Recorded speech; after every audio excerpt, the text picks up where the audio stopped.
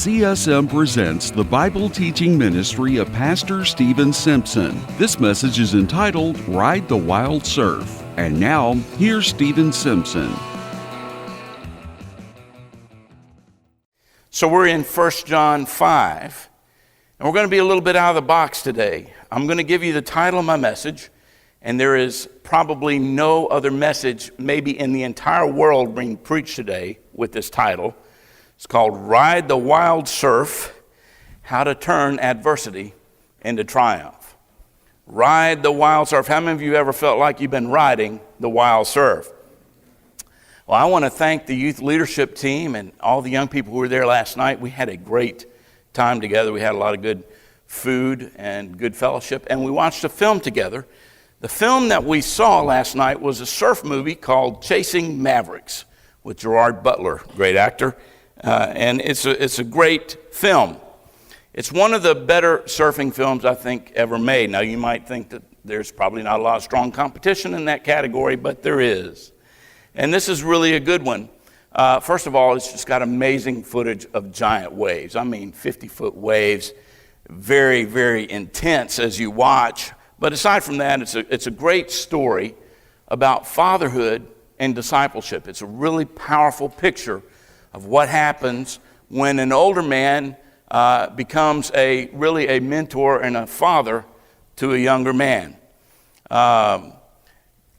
We'll talk more about that in a moment. But growing up here on the coast, like many of you have grown up here, water has always fascinated me. I've always been very interested in the water. I've always loved being around the water.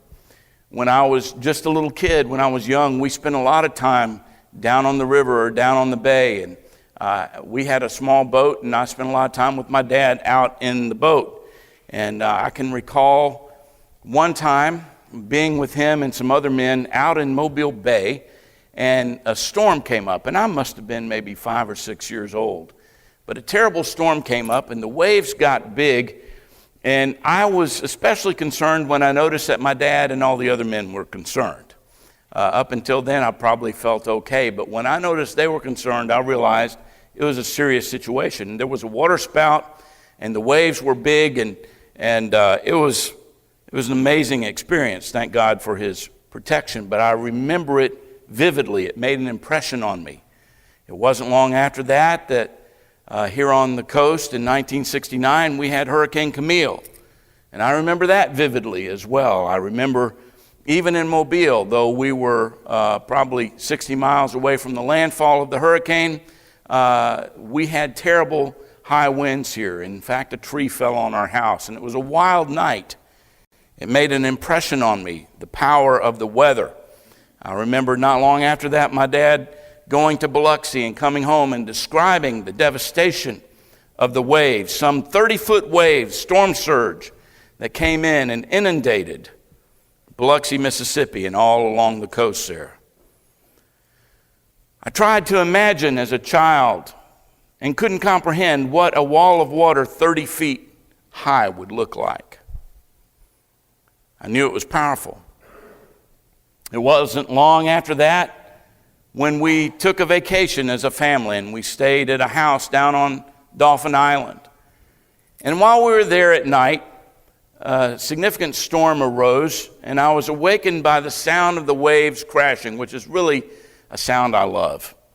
But the sound of the surf beating on the sand woke me up, and I snuck down and out the door, as was my habit at that time in my life, to sneak out. And I went out on the deck in the rain, and in the lightning I could see these massive rolling waves coming in. I mean, massive by any standard, not just Dauphin Island standards. The waves were crashing in and pounding on the surf and pounding on the beach. And it was so strong that whenever a wave would hit the beach, I could feel the house vibrating with the power of the wave. It made an impression on me. So over the years, I have become a weather nerd.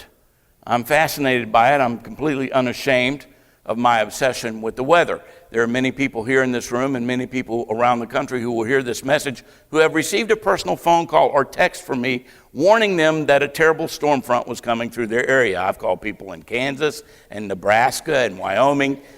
You know, if there's something going on, you're liable to get a text from me about it. And I'm not ashamed of that. But if you're like me, you yourself, at this time of the year anyway, become a weather nerd.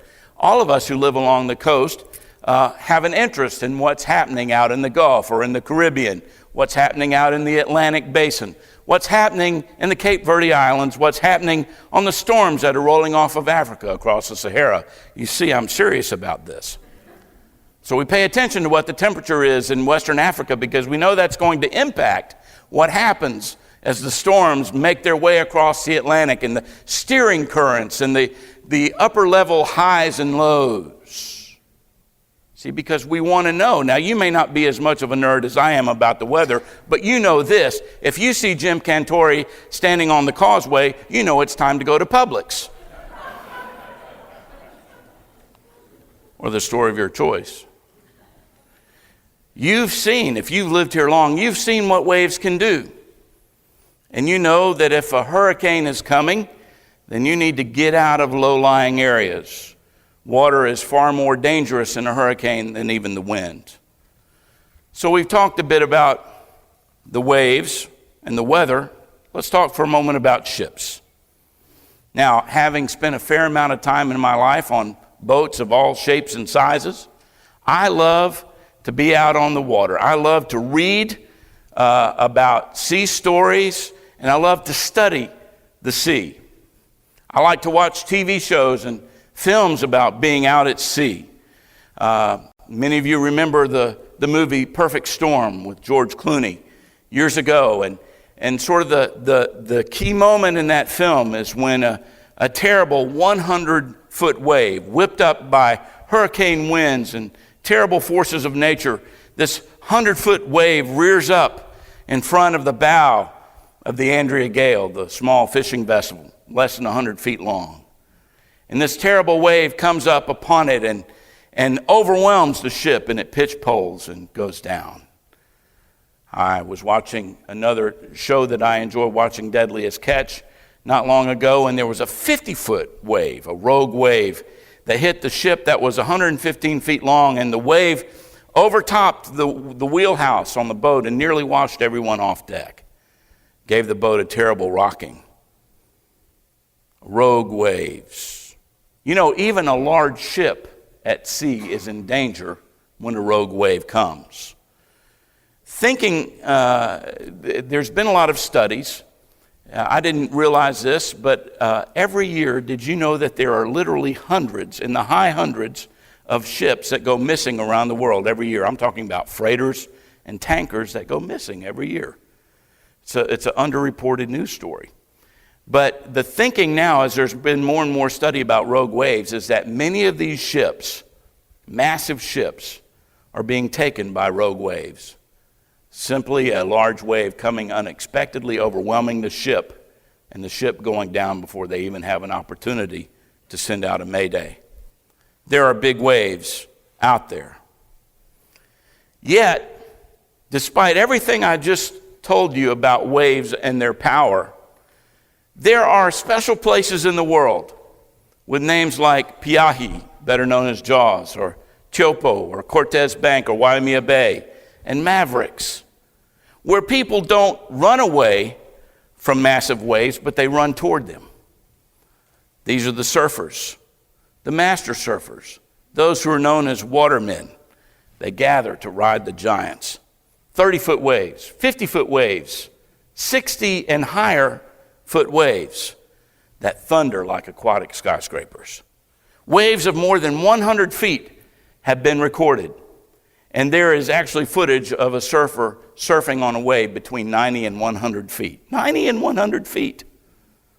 That's a wave taller than the top of this building. Can you imagine a wave that size coming at you?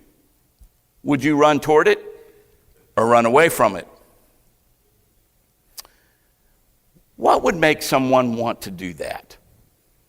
What is it within someone that makes them respond in that way to a wave? How is it that something so dangerous, with so much potential for destruction, can also be a thing of great, powerful, and thrilling beauty? What has the power to rip the bow off of a supertanker can also provide an amazing ride for one person with daring and skill and passion and vision? Waves are a fact of life, and they're a fact of nature, and so is adversity. So I want to talk for just a few minutes now about adversity. I want to talk about how our view of adversity can determine whether we're destroyed by it or transported by it. Jesus was sent forth by the Father to reveal the Father to us. I appreciated Mike's admonition this morning. Look to Jesus. Think about Jesus. See Jesus. Jesus said, if you've seen me, you've seen the Father. So we know something about Father's heart because of what we see in Jesus, in his life, in his words, in his ways. In seeing him, in relating with Jesus, in believing Jesus, we discover the heart and the purpose of God for our lives and for the world. Now, I can't be exhaustive this morning. I can't give you all the scriptures and all the stories that I would so much love to give to you. I encourage you, dig into the scripture this week, even beyond the references that I will give you. One reference before we go to 1 John 5, I'll just give you. You don't have to turn. But Jesus gave a wonderfully comforting word concerning his own teaching. He said this to his followers. How many of you are a follower of Jesus today? Can I see your hand? So this word is for you. He said, these things I have spoken to you, that in me you may have peace. In the world you will have tribulation. He didn't say you might. Didn't say you could. Didn't say it was a possibility. Didn't say if you were good you wouldn't have it, and if you were bad you'd have it. He said, in this world, all of us will face tribulation. But our focus is not on the tribulation. He says, be of good cheer, for I have overcome the world. That's our perspective this morning. Jesus doesn't tell us to fear adversity, nor does he tell us to live in denial of adversity. Instead, Jesus tells us how to face adversity with good cheer and the knowledge of his victory and our victory in him. He says in John 14, let not your heart be troubled. Jesus didn't spend a lot of time worrying about adversity. Instead, like a great surfer, he knew how to ride it into even greater glory. There's something special in the DNA of those who have been born again through faith in Jesus Christ. As children of God, we have a different perspective on adversity than the world has. We've been given new eyes. We've been given kingdom eyes. We've been given what Bob Mumford calls Easter eyes. And now we see our world, even the adversity and the tribulation, in a new way. A homeowner might look at a 50-foot wave with alarm, but a waterman looks at it as an opportunity. 1 John 5, 1 through 5 says this: whoever believes that Jesus is the Christ is born of God. And everyone who loves him who begot also loves him who is begotten of him. In other words, everybody who loves God loves the Son. By this we know that we love the children of God, when we love God and we keep his commandments. For this is the love of God, that we keep his commandments. And his commandments are not burdensome. Could we say that together? His commandments are not burdensome. Now, you didn't say that with a lot of enthusiasm, because a lot of times, as soon as someone hears the word command, they say, legalism, Pharisee, we're free from the law. But I'm not talking about Old Testament here. This is New Testament. This is 1 John. It says there's a blessing in keeping the commandments. He said, if you love God, you keep his commandments. By the way, Jesus himself said that. So this isn't legalism. This is something that releases life. He says in verse 3, for this is the love of God, that we keep his commandments, and his commandments are not burdensome. For whatever is born of God overcomes the world. And this is the victory that has overcome the world, our faith. Who is he that overcomes the world but he who also believes that Jesus is the Son of God? Now, you've probably heard this, but it's worth repeating. Faith is not believing in God. Faith is believing God. Faith is not believing in God. Faith is believing God. Because we just say that. Faith is not believing in God. Faith is believing God. Faith is believing God. What's the difference? Well, even the devil believes in God. But a person who believes God knows his voice, listens to his voice, responds to his voice, obeys his voice, follows him. That's believing God. It's something that transcends just a mental assent into obedience, into relationship, into following, moving from glory to glory. As we hear his voice, we receive it, we follow his directives, and in so doing, we're saved. Now, I'm not talking about being saved by law. I'm not simply talking about our eternal salvation. I'm talking about being saved day to day in our lives, receiving his salvation and extending his salvation to others, living in such a way that brings life. Romans 14 says, and you can write it down and look at it later, but it tells us that doubt brings judgment, and whatever is not of faith is sin. Hebrews 11 says that what is not of faith is displeasing to God. Without faith, you can't please God. There's life, there's strength, and there's wisdom, and in keeping his commands. Now, in the Chasing Mavericks movie that we watched last night, there's a great lesson, as I said earlier, in discipling and mentoring. I hope you can see it. It's rated PG, but it's pretty appropriate for families and most young people to a certain age anyway. In the story, there's a young fatherless teen. By the way, this is a true story. This actually happened. The young fatherless teen boy asks an older, established surfer to teach him how to ride the biggest waves. The young man, his name is Jay Moriarty, is a very skilled surfer on the local beach in Santa Cruz. And they have some decent waves, some nice waves, some rideable waves. And he's a hot shot. He's the best young surfer on the beach.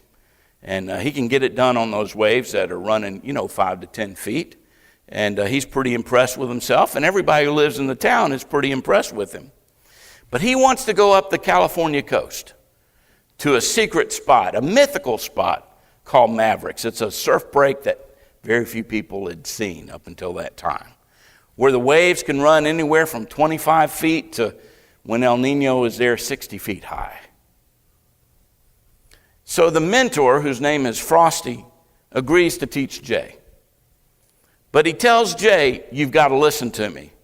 You've got to follow my instructions completely, and you've got to do it with no argument. It's a matter of life and death. Now, Jay was young. He's a little bit overconfident. And he tells Frosty, I think I'm ready. I think I'm ready now. I'm ready. I am ready for Mavericks. Frosty tells Jay, he says, you're good. You're good here locally, but you're not good enough to ride on Mavericks yet. And he says this to him. He says, surfing normal waves is all about how you handle it when everything goes right. Surfing giant waves is all about how you handle it when everything goes wrong. That's a powerful quote. It really stuck with me because it's a great life lesson about preparation. So Frosty puts Jay through all kinds of tests, all kinds of rigors, all kinds of training to teach him how to ride the giants. Everything he's teaching him is for the purpose of that one moment when Jay makes the drop down the face of a 60-foot wave so that he can survive.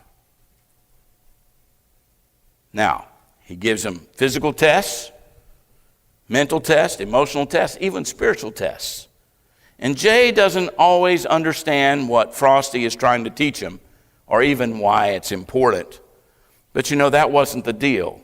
The deal wasn't whether or not Jay understood exactly what Frosty was trying to teach him. It was just get it, be obedient to it, and don't argue with it. So, he doesn't understand for a long time what Frosty's real point is.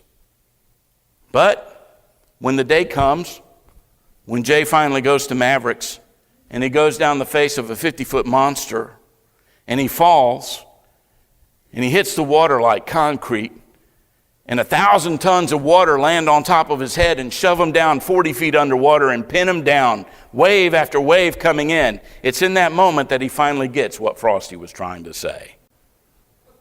He gets it. When life knocks you down and adversity has you pinned down, it's too late to train at that moment. But if we have established our faith in Jesus Christ, in His Word, in His ways, we can not only overcome adversity, but we can be transformed and transported by it. Adversity can move us forward. The very thing that resists us can actually be a doorway into progress.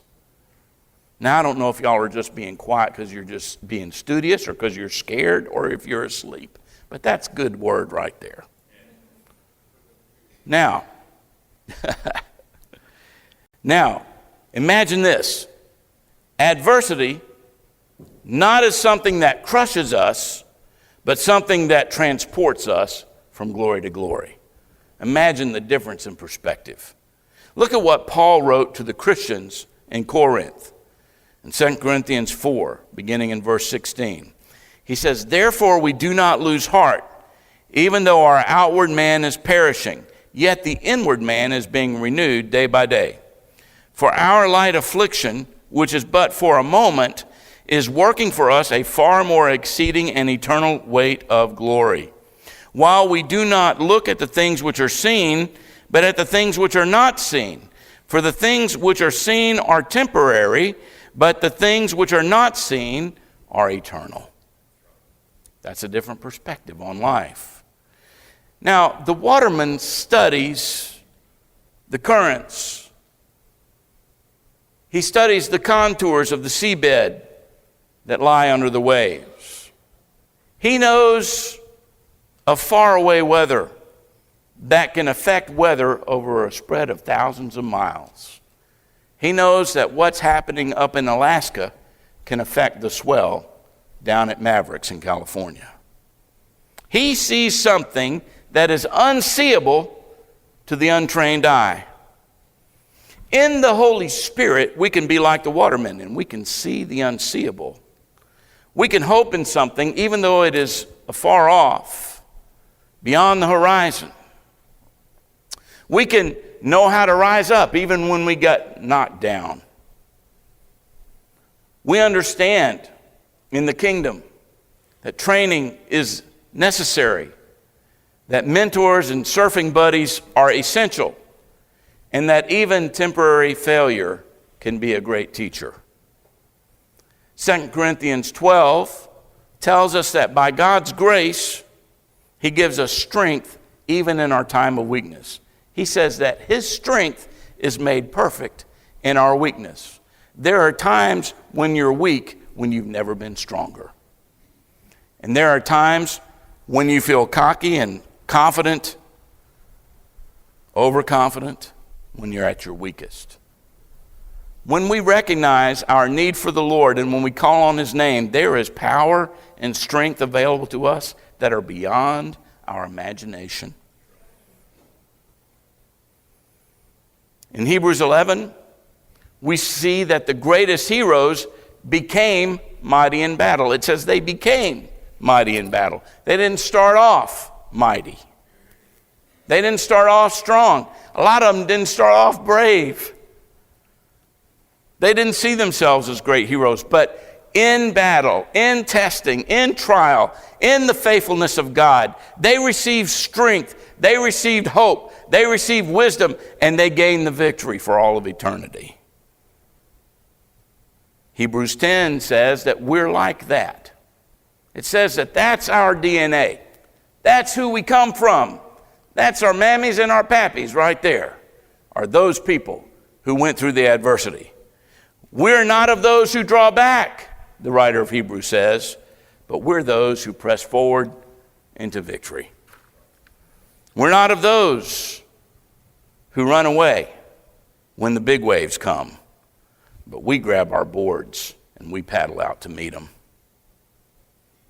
So what are the lessons? Like waves, adversity is a fact of life.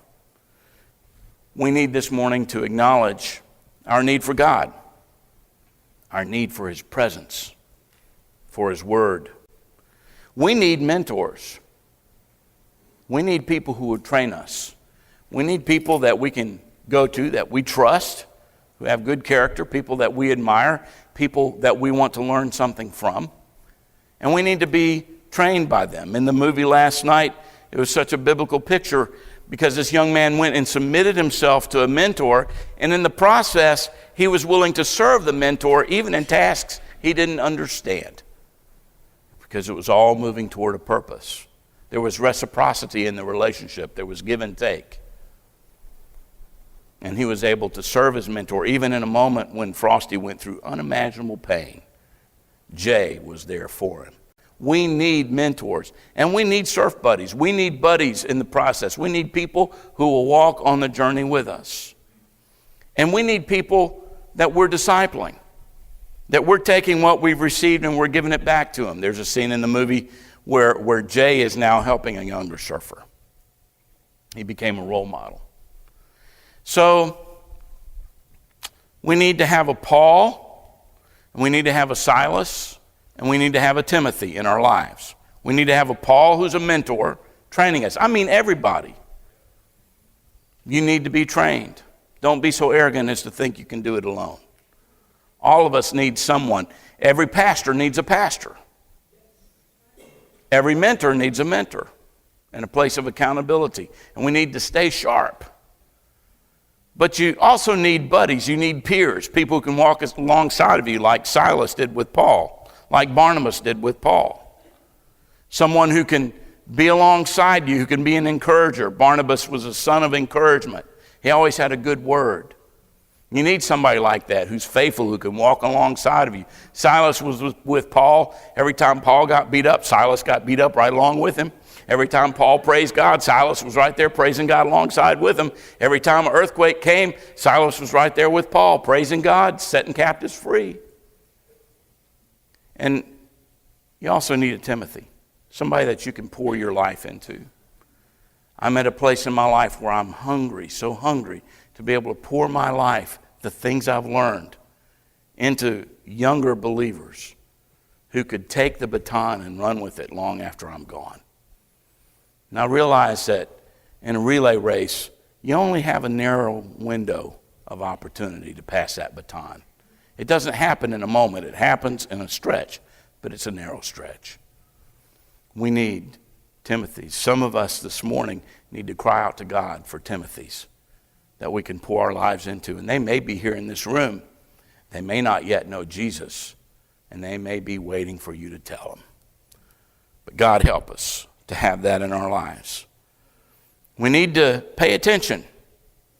Observation plus dedication equals edification. Or if you're older, medication plus observation plus dedication.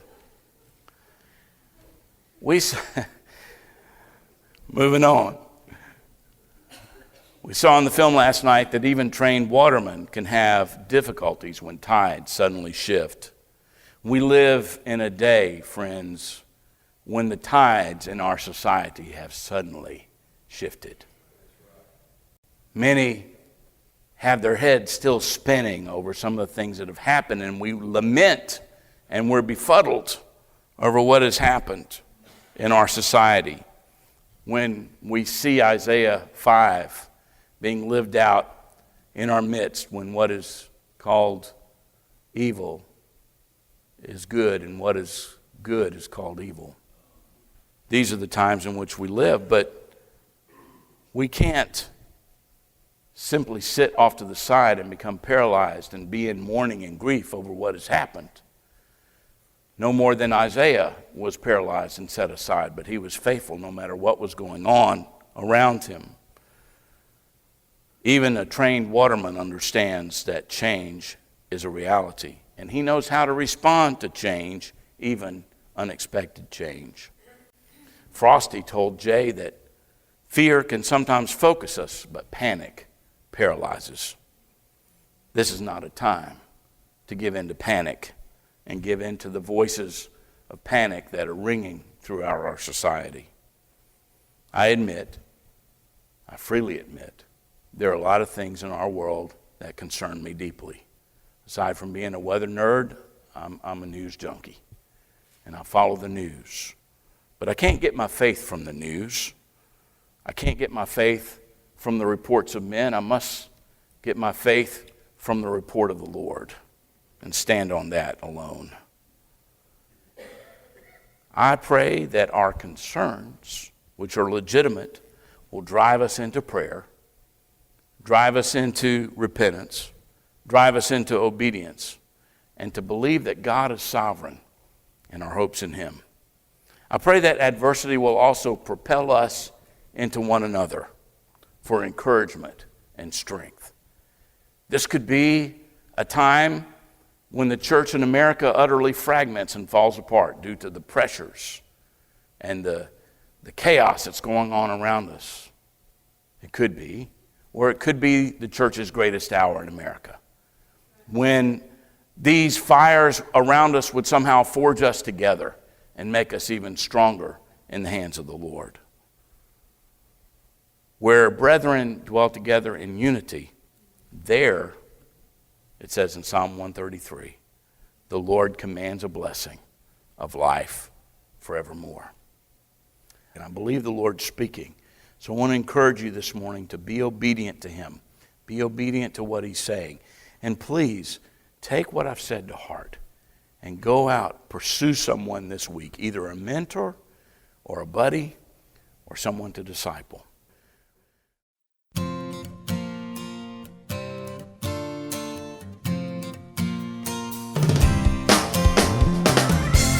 We hope you've enjoyed this message by Charles Simpson Ministries. If you would like more information on CSM Publishing, please visit us online at www.csmpublishing.org or write us at Post Office Box 850067, Mobile, Alabama 36685-0067.